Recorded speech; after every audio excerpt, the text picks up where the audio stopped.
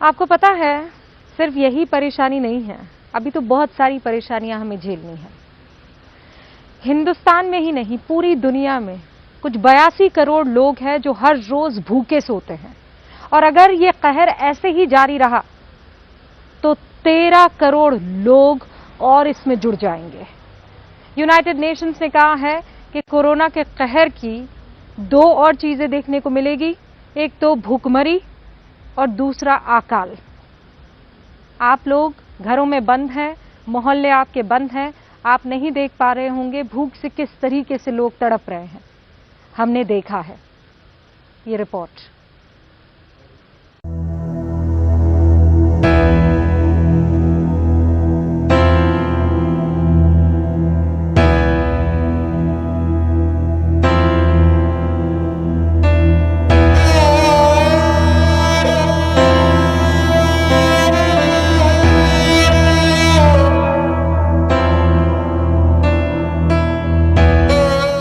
सतहत्तर साल बंगाल के अकाल को 77 साल हो गए।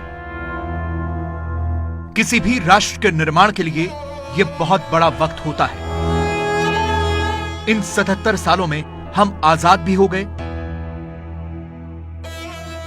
135 करोड़ भी हो गए, विकासशील देश के रास्ते पर भी चल पड़े, आईटी और साइबर पावर भी हो गए। पिछले 77 सालों में देश में बहुत कुछ बदल गया, जमीन आसमान का फर्क आ गया, लेकिन बस एक चीज नहीं बदली, वो है भूख।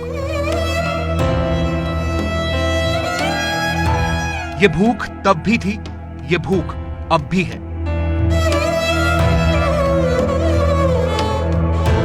आप तो लॉकडाउन में घर के अंदर बंद होंगे, घर के बाहर आते तो दिखता कि आपके घरों के आसपास कैसे भूख फैली हुई है। 2020 की इस भूख के वैसे तो कई चेहरे हैं, लेकिन रामजी महतो सबसे नए हैं। इन तस्वीरों में सिर्फ 2 फर्क हैं। 2020 की फोटो रंगीन है, 1943 वाली काली सफेद, और 2020 की इस फोटो में दिख रहा व्यक्ति जिंदा नहीं है। ये रामजी महतो हैं। लॉकडाउन हुआ तो पैदल ही दिल्ली से बिहार के बेगूसराय चल दिए। पता नहीं कब चले थे, कितने दिनों से भूखे थे।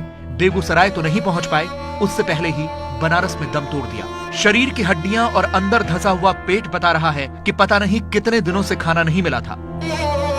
अब सोचिए कि 1943 के अकाल और 2020 के इन हालात में क्या फर्क दिखता है। इसीलिए संयुक्त राष्ट्र चेता रहा है कि कोरोना वायरस की वजह से दुनिया में भयंकर अकाल पड़ने वाला है। यूएन के मुताबिक पूरी दुनिया में करीब 82 करोड़ लोग रोजाना भूखे सोते हैं, और कोरोना की वजह से 2020 के अंत तक इसमें 13 करोड़ लोग और जुड़ जाएंगे। यूएन का कहना है कि अगर इन भूखे लोगों तक खाना नहीं पहुंचा तो हर दिन करीब 3 लाख लोगों की मौत भूख से होगी, और यह सब 3 महीने तक होता रहेगा। यह भी कहा गया है कि करीब 36 देशों में यह अकाल देखने को मिल सकता है। यह तो पता नहीं कि इन 36 देशों में भारत का नाम है या नहीं, लेकिन देश के अलग अलग हिस्सों से भूख और मजबूरी की जो खबरें आ रही हैं, वो झकझोर रही हैं। यह छत्तीसगढ़ के बीजापुर की 12 साल की जमलो मटकामी की तस्वीर है, जो मजदूरी करने तेलंगाना गई थी। लॉकडाउन हुआ तो पैदल ही गांव के लिए चल पड़ी। लगातार 3 दिनों तक पैदल चली, छत्तीसगढ़ भी पहुंच गई, लेकिन अपने गांव पहुंचने से ठीक पहले मौत हो गई। ऐसी एक नहीं, कई कहानियां हैं। जब पेट में खाना नहीं होता तो सैनिटाइजर, मास्क और सोशल डिस्टेंसिंग दूसरी दुनिया की बातें लगते हैं। यह लखनऊ का जानकीपुरम इलाका है। लॉकडाउन होते ही बहुत से मजदूर तो पैदल ही अपने गांव चले गए, लेकिन बहुत से ऐसे हैं जो यहीं रुक गए, इस आस में कि खाना मिल जाएगा। लेकिन ये उम्मीद अब टूटती जा रही है। न हो कमीज तो पाँव से पेट ढक लेंगे, ये लोग कितने मुनासिब हैं इस सफ़र के लिए। दुष्यंत कुमार की एक कविता मुझे याद आ रही है, क्योंकि इस कविता में ये लोग जो हैं वो कौन हैं? वो गरीब हैं, और वो गरीब आजकल लॉकडाउन में किस स्थिति में है, इसकी पड़ताल के लिए जब मैं सड़कों पर निकला तो मुझे कुछ लोग सड़क के किनारे फुटपाथ पर बैठे हुए दिखाई दिए। ये मजदूर हर रोज इस फुटपाथ पर जमा हो जाते हैं कि कोई आएगा और खाना देगा, लेकिन इंतजार के साथ साथ भूख भी बढ़ती जाती है। ये जो है लखनऊ में जब से लॉकडाउन हुआ है, क्या कर रहे हैं? तब से कुछ नहीं मिला, तब से कुछ नहीं मंजूरी में। यहीं रहते हैं? यहीं रहते हैं। तो कहाँ पे रहते हो आप? मुल्लापुर स्टेशन। स्टेशन पे? हाँ। अपना घर नहीं है यहाँ पे? हाँ। हाँ। बच्चे कितने हैं? बच्चे 3 हैं, 2 बिटिया 1 भैया। हाँ। तो अभी क्या स्थिति है? जब से लॉकडाउन हुआ है तब से खाने वाने की क्या? सबसे का उधार व्यवहार और ऐसे माल तोल यह लेके खाए न, और जब उधारों में नहीं मिले लग तब ऐसे आवे लगे। माया जैसी कहानी अंगूरी की भी है। 2-3 बकरियां पाली थी, उन्हें बेचकर राशन भर लिया था, लेकिन अब वो भी खत्म हो गया। परिवार बड़ा है और खाना नहीं है। भूख मिटाने के लिए 5 रुपए के चने लिए थे, लेकिन वो भी दुपट्टे में बांधकर बच्चों के लिए रख लिए।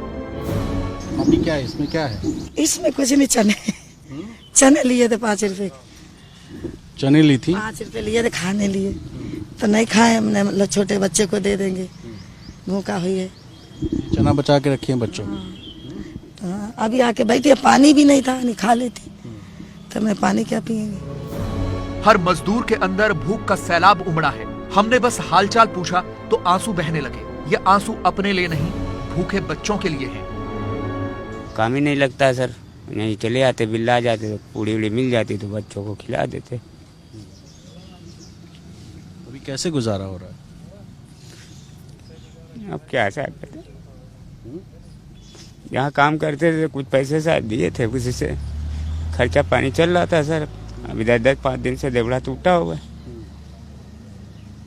कुछ भी पैसे वगैरह नहीं है आप लोग? नहीं, घर पे सर देख लीजिए। तो कहाँ रहते हैं आप? झुग्गी वगैरह है? ये खुदान पे सर रहते हैं, मैं बुल्लापुर के आगे। तो बारिश होती है तो? ये किराए पे रहते हैं, 3 महीने किराया भी चढ़ गया इधर। पहले तो खाना 2-3 टाइम मिल जाता था, लेकिन लॉकडाउन बढ़ने के बाद अब 1 टाइम ही मिल जाए तो गनीमत है। दोनों टाइम मिलता है आप लोग? दोनों टाइम ना, एक टाइम आवते है 3 बजे करीब पुल के नीचे।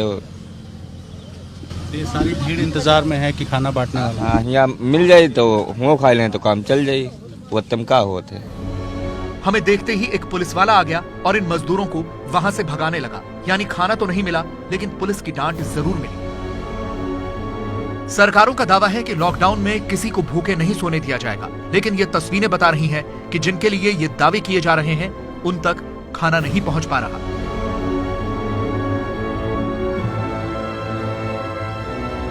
ये है एबीपी न्यूज, आपको रखे आगे।